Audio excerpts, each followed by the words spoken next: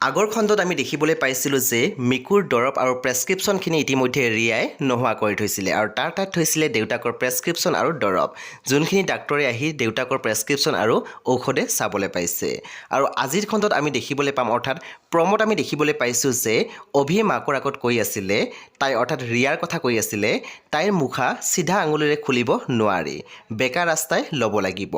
মোক অলপ ভাবিবলৈ সময় দিয়া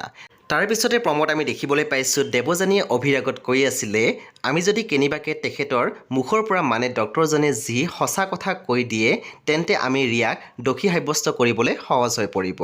আৰু তাৰ পিছত প্ৰমত আমি দেখিবলৈ পাইছোঁ অভিয়ে ৰিয়াৰ ওচৰলৈ গৈছে আৰু ৰিয়াক কৈ আছে যে